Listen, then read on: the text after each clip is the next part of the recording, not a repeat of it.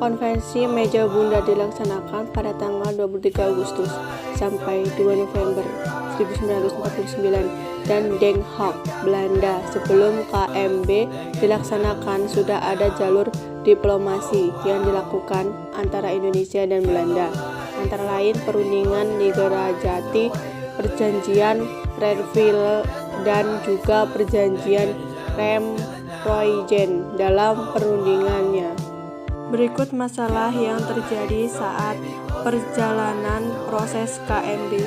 Masalah kedaulatan. Terjadi perbedaan pendapat antara Indonesia dan Belanda, di mana Indonesia ingin menggunakan istilah pengakuan kedaulatan, sedangkan Belanda menghendaki istilah penyerangan. Masalah Uni Indonesia-Belanda. Perbedaan pendapat mengenai persatuan Uni Indonesia-Belanda. Indonesia menginginkan hanya ada kerajaan sama tanpa organisasi di dalamnya. Masalah utang. Indonesia berperan pendapat bahwa Indonesia akan mengakui hutang Hindia dan Belanda sampai penyerangan kekuasaan dari Jepang. Hasil Konvensi Meja Bundar pada tanggal 2 November 1949, Belanda menyerahkan kedaulatan pada Republik Indonesia Serikat pada akhir Desember 1949.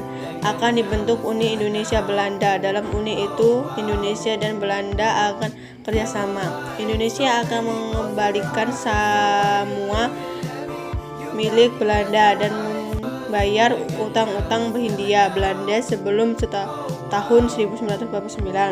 Masalah Irian Barat akan dibahas 1 tahun kemudian. Kedua, mengenai Irian Barat, menurut perjanjian Konvensi Meja Bundar adalah akan diadakan perundingan lagi dalam waktu 1 tahun setelah menyerahkan kedaulatan kepada RIS.